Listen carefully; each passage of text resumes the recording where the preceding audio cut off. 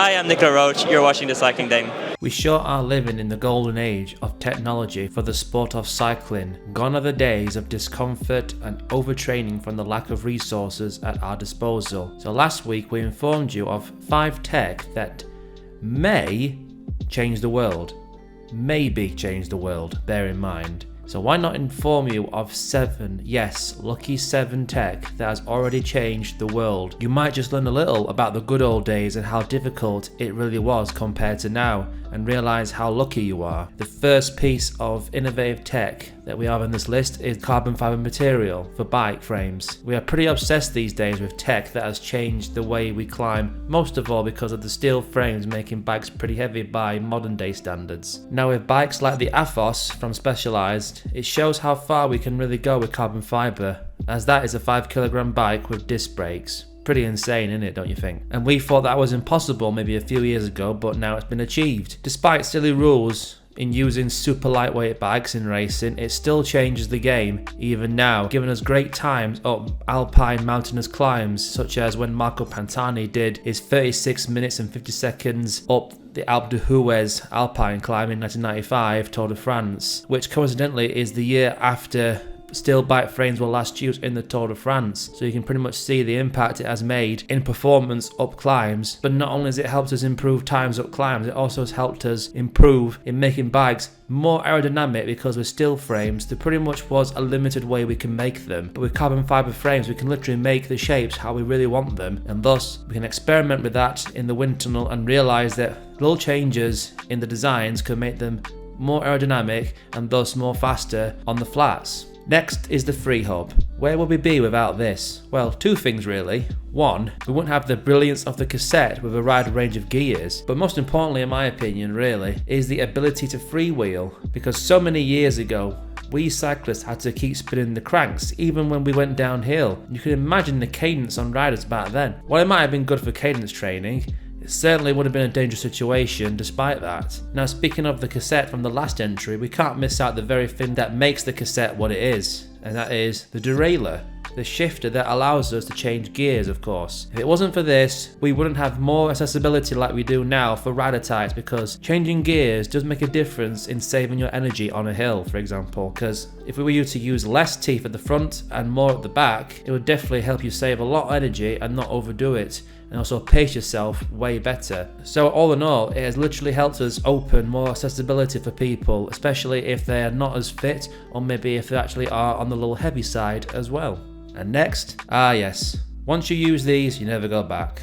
If you start using these, well, congratulations, you are now more than the average cyclist now. You are a Chad cyclist, so well done. Now, the benefits of this are simple really as ABC, as it is more effective in creating a recovery cycle of spinning the cranks to then create better form or technique in your pedaling. Because if you think pedaling like a pro is easy, it certainly is not. It does take a lot of skill, but clipless pedals does help you build upon that skill a bit better and more efficiently than flat pedals would. Well, of course, we would admit it's hard to get used to them at first. Using them can be quite dangerous when you forget naturally, as you have to unclip out of the pedals, but over time you will get used to it and it becomes second nature for us all to unclip. Now earlier we mentioned the whole gearing system that changed things, but did you know the levers that you use to change your gears weren't used up until 1989, the year of the greatest Tour de France ever, without a doubt. Yes, before this, you would have to use these weird levers down on the down tube to change the gears. I know, so strange, isn't it?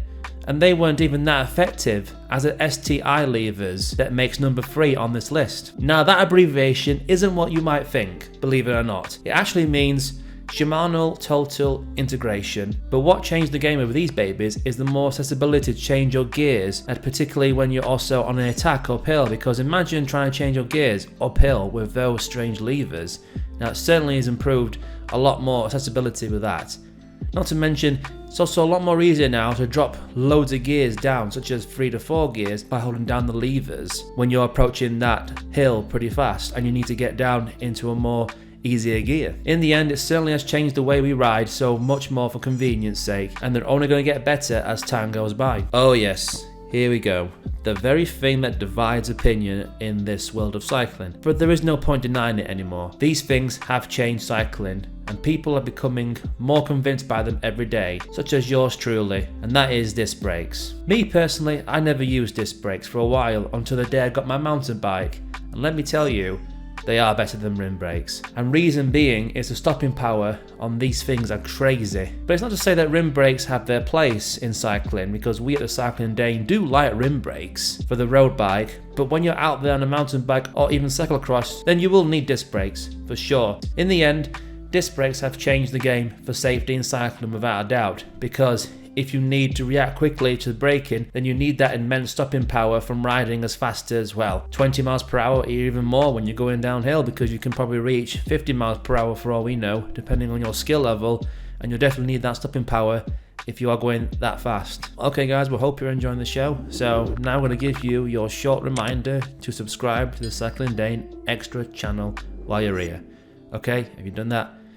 Good. And now everyone's favourite by far, and favourite because of the impact it has on the sport as a whole. The power meter really is the reason why so much amazing riders have come out of the woodwork recently, because of the simple access to the power meters. Now the reason for this is because we don't have to second guess our efforts anymore. Power meters help us understand ourselves better than we understand ourselves, as the likes of Sufferfest can also help you with algorithms using your own power meter data to tell you if you're a sprinter, a rouleur, even a climber. There's all sorts of cycling profiles out there, and train apps like Sufferfest will help you understand this and your weaknesses, then allowing you to use your power meter once again in real training to improve upon these few little wrinkles. And it's because of this, cycling has become more all about rider types, and that's why you see certain type of riders win GC or even one-day races depending on the profile, as well as other disciplines, because a rider type who is a sprinter will always have the better chance of winning a flat stage or a one-day race because of their qualities, rather than the climber because